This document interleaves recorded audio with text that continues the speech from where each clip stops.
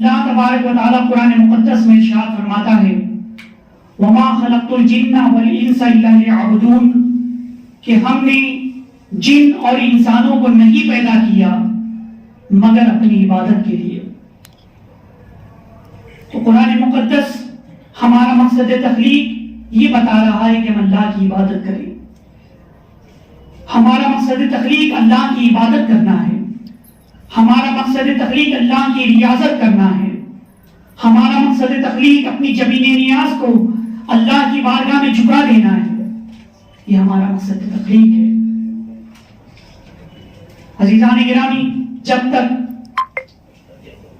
ہم اپنے مقصد تخلیق پر عمل کیا کرتے تھے، اپنے مقصد تخلیق کو ہم نے پہچانا تھا، اپنے مقصد تخلیق کو ہم نے جانا تھا اور اسی کے مطابق ہم اپنی زندگی گزارا کرتے تھے، ہم کامیاب و کامران تھے۔ لیکن آج ہم نے اپنے مقصد تخلیق کو فراموش کر دیا تو کامیابی و کامرانی اب ہمیں نظر نہیں آتی۔ ایک مثال میں آپ کو دوں، ایک ٹیوب لائٹ آپ دیکھ رہے ہیں، اس کے بنانے کا مقصد کیا ہے؟ اس کو کیوں بنایا گیا؟ اس کی کمپنی والوں نے جب اسے بنایا تو اسی مقصد یہی تھا کہ یہ روشنی فراہم کرے، گھروں میں اجالا کرے، مسجد میں اجالا کرے۔ تو یہ ٹیوب لائٹ یا یہ بلب جب روشنی فراہم کرتا رہتا ہے جب تک تو اس کو بڑی عزت ملتی ہے، لوگ اسے مسجد میں لگاتے ہیں، لوگ اسے اپنے گھر کی دیواروں پر لگاتے ہیں۔ لیکن بتاؤ مسلمانوں، جب یہی ٹیوب لائٹ روشنی فراہم کرنا بند کر دے، یعنی عام لفظ میں بلب جس کو بولتے جل گیا، اڑ گیا، اگر وہی بلب روشنی فراہم کرنا بند کر دے تو کیا کوئی اپنی گھر کی دیوار پر اسے لگائے گا؟ کیا کوئی اپنے مسجد میں اس کو سجائے گا؟ نہیں، پھر اس کو دیواروں پر سجایا نہیں جاتا، پھر اس کو عزت نہیں دی جاتی، پھر اس کو وقار نہیں دیا جاتا، بلکہ نکال کر کے کوڑا کرکٹ کی جگہ پھینک دیا جاتا ہے، کچرے کی جگہ پھینک دیا جاتا ہے۔ پتا کیا چلا کہ جب تک کوئی شے اپنے مقصد تخلیق کو پورا کرتی رہتی ہے اس کو عزت ملتی ہے، اس کو وقار ملتا ہے، لیکن جب وہی چیز اپنے مقصد تخلیق کو فراموش کر دے تو وہ کوڑا کرکٹ کی جگہ اور کچرے کی جگہ پھینک دیا جاتا ہے۔ تو بتاؤ مسلمانوں، ہمیں اللہ تبارک و تعالیٰ نے اپنی عبادت کے لیے پیدا کیا لیکن ہم اس کو فراموش کر دیے ہیں، اپنے مقصد تخلیق کو ہم بھول گئے ہیں۔ تو آج کیا حال ہو گیا ہے کہ 50 سے زائد ممالک مسلمانوں کے ہیں مگر ایک بیت المقدس کو ہم آزاد نہیں کرا سکتے۔ اگر کہیں ملک میں مسلمانوں پر ظلم ہو رہا ہے تو وہاں ہم مدد کے لیے پہنچ نہیں پاتے۔ ہماری کامیابی، ہماری کامرانی، ہماری سطوت، ہمارا اقتدار، سب کچھ نظر نہیں آ رہا ہے جو ماضی میں جس کے ہم امین تھے۔ عزیزان گرامی، اپنے مقصد تخلیق کو پہچانے۔ اللہ تبارک و تعالیٰ نے ہمیں اپنی عبادت کے لیے پیدا کیا ہے، اپنی ریاضت کے لیے پیدا کیا ہے، اور عبادت میں جو سب سے عظیم چیز ہے وہ ہے نماز۔ نماز افضل عبادت ہے، نماز افتخار ابدیت ہے، نماز معراج مومن ہے، نماز کے ذریعے اللہ کی رضا حاصل کی جاتی ہے، نماز کے ذریعے قبر کو آراستہ کیا جاتا ہے، نماز کے ذریعے انسان اپنی آخرت کو سنوارتا ہے۔ تو نماز سب سے افضل عبادت ہے، روحی عبادت ہے، جانی عبادت ہے۔ اور نماز کے متعلق قرآن مقدس میں تقریباً 700 مقامات پر تذکرہ کیا گیا، لیکن ہم ہیں کہ اس سے غافل ہیں، اس سے غفلت برت رہے ہیں۔ مسلمانوں، ایک وقت کی نماز ہم سے نہیں چھوٹنی چاہیے۔ کل بروز قیامت سب سے پہلے نماز کے متعلق سوال ہوگا، نماز کے متعلق پوچھا جائے گا۔ عزیزان گرامی، لیکن ہمارا حال یہ ہے کہ جمعہ کے دن جمعہ کی نماز پڑھ لیتے ہیں، بقیہ نمازیں چھوٹ جاتی ہیں الا ماشاءاللہ۔ تو کوئی بھی نماز نہ چھوٹے، کوئی بھی نماز ہم سے ترک نہ ہو۔ نماز سب سے افضل عبادت ہے، اور اگر نماز ترک ہو جاتی ہے کوئی وقت کی، جان بوجھ کے کوئی چھوڑ دے معاذ اللہ تو کتنا بڑا اس کا آخرت کا نقصان ہوتا ہے. جانتے ہیں آپ حدیث مبارکہ میں رحمت عالم صلی اللہ علیہ وسلم نے مثال دے کر کے سمجھایا ہے کہ کسی ایک شخص ہے جس کا گھر جل گیا، تباہ و برباد ہو گیا، منہدم ہو گیا، مال و اسباب ضائع ہو گئے، بیوی بچے گھر والے سب جان بسم مر گئے، کچھ بھی نہ بچا. تو آقا علیہ الصلوۃ والسلام فرماتے ہیں کہ یہ دنیا کا نقصان جو ہوا ہے ایک وقت کی نماز قضا کرنے کی بنیاد پر، آخرت کا جو نقصان ہوتا ہے اس سے کہیں زیادہ نقصان اس بندے کا ہوتا ہے. یعنی بتاؤ مسلمانوں، دنیا میں سب کچھ تو گھر والے ہی ہیں، بیوی بچے ماں باپ بھائی بہن، اور ہمارا گھر ہمارا مال و اسباب وہ ضائع ہو جائے، وہ ختم ہو جائے تو دنیا کا تو سب سے بڑا نقصان ہوا. تو بتاؤ مسلمانوں، اگر ہم نے ایک وقت کی نماز قضا کی، ایک وقت کی نماز ترک کی تو آخرت کا اس سے بڑا نقصان ہو جاتا ہے، اس سے بڑا نقصان ہو جاتا ہے. کسی بھی وقت کی نماز قضا نہیں ہونی چاہیے، نماز ترک نہیں ہونی چاہیے. نماز پڑھتے رہیں گے، رزق میں برکت ہوگی، کاروبار میں برکت ہوگی، گھر میں برکت ہوگی، گھر میں اللہ کی رحمتیں نازل ہوں گی. آج لوگ بے برکتی کا شکار ہیں. امام صاحب کے پاس آتے کہ کوئی تعویذ دے دیجئے، کوئی وظیفہ بتا دیجئے کہ ہماری گھر کی بے برکتی دور ہو جائے. بہت پریشان ہوں، جو کماتا ہوں خرچ ہو جاتا ہے، کچھ بھی نہیں بچتا، قرض کے بار میں ڈوبا ہوا ہوں. پریشان حال لوگ تعویذ حاصل کرتے ہیں، وظیفہ پوچھتے ہیں، امام صاحب کے پاس جاتے ہیں.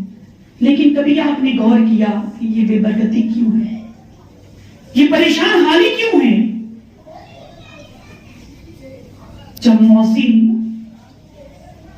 اذان کہتا ہے تو اس کے کلمات پر غور کرو.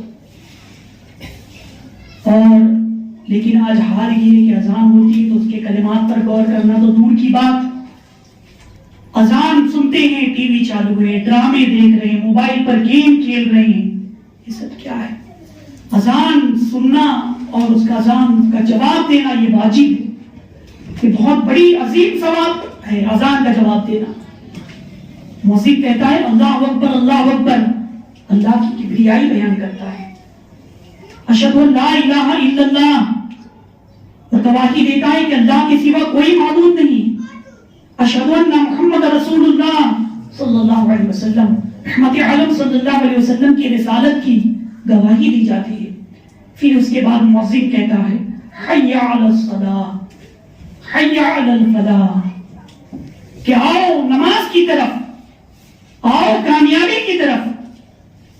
تو مؤذن آپ کو نماز کی طرف بلا رہا ہے، مؤذن اذان میں کامیابی کی طرف بلا رہا ہے. تو اب تمہیں کامیابی اپنے کاروبار میں نہیں ملے گی.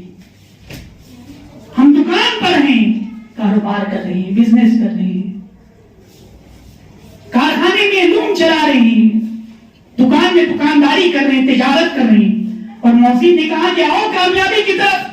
تو سمجھ جاؤ مسلمانوں، اب اگر کامیابی چاہیے تو تمہیں اپنے کاروبار میں نہیں ملے گی، تمہیں اپنی دکان میں نہیں ملے گی، تمہیں اپنی تجارت میں نہیں ملے گی، تمہیں اپنے پاور لوم میں نہیں ملے گی. اب اگر کامیابی چاہتے ہو تو بند کر دو دکان، بند کر دو کاروبار، اور دوڑو مسجد کی طرف، دوڑو اللہ کی بارگاہ میں، مسجد کی طرف جاؤ اور اپنی زمینی نیاز کو اللہ کی بارگاہ میں جھکا دو، نماز ادا کرو. تمہاری دنیا بھی کامیاب ہو جائے گی، آخرت بھی کامیاب ہو جائے گی.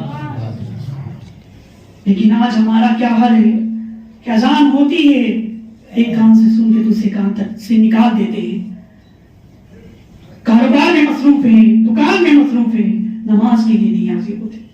کسی وجہ سے اگر جماعت چھوٹ بھی جائے تو ابھی نماز کا وقت ہے، کم سے کم نماز کے وقت میں نماز ادا کر لو، نماز تو قضا مت کرو. ہمارے اسلاف کا کیا حال تھا، کیسا نمازوں کا ذوق تھا، کیسا نمازوں کا شوق تھا. وہ کیسا سوانا تھا کہ راوی بیان فرماتے ہیں کہ جب مؤذن اللہ اکبر کی صداؤں کو بلند کیا کرتا تھا تو لوگ اگر اپنے کاروبار میں مصروف ہوتے، کوئی اگر درزی ہے وہ کپڑا سی رہا ہے، سوئی کپڑے کے اندر ڈالا ہے، اذان کی آواز آئی ہے تو اس نے سوئی واپس نکالنا بھی گوارا نہیں کیا، کپڑے کو وہیں پر رکھ دیا، دوڑ پڑا مسجد کی طرف۔ اگر کوئی لوہار ہے اس نے لوہا اٹھایا تھا، ہتھوڑا اٹھایا تھا لوہے پر مارنے کے لیے، اذان کی آواز سنائی دی، اس نے لوہا اور ہتھوڑا لوہے پر مارنا بھی گوارا نہیں کیا، فوراً مسجد کی جانب پڑ گیا۔ اسی لیے تو ہم کامیاب تھے، اسی لیے تو ہم کامران تھے، وہ تعداد میں کم تھے مگر وہ لاکھوں ہزاروں پر بھاری ہوا کرتے تھے۔ ہم نے اپنے مقصد تقریب کو جب تک پہچانا تھا، جب تک اس پر عمل کرتے تھے، ایک قلیل مدت میں ہم نے 3 بر اعظموں پر توحید کے فرے لہرا دیے تھے، مگر آج ہم ان تمام چیزوں سے محروم کر دیے گئے۔ تو نماز سب سے افضل عبادت ہے۔ میں بتا ہی رہا تھا کہ بے برکتی کا شکوہ کرنے والے لوگ اگر نماز نہیں پڑھیں گے پھر یہی ہوگا کہ اللہ کی رحمتوں سے ہم دور ہو جائیں گے، اللہ کی رحمتوں سے دور ہو جائیں گے۔ حضور غوث پاک رضی اللہ تعالیٰ عنہ کی بارگاہ میں ایک شخص آیا، اس نے عرض کی کہ حضور پریشان حال ہوں، جو کماتا ہوں سب خرچ ہو جاتا ہے، کچھ بھی نہیں بچتا، قرض کے بار میں ڈوبا ہوا ہوں، کوئی تعریف دے دیجئے، کوئی وظیفہ بتا دیجئے، دعا کر دیجئے کہ میری بے برکتی دور ہو جائے، میری پریشانی دور ہو جائے، نظر کرم فرما دے حضور۔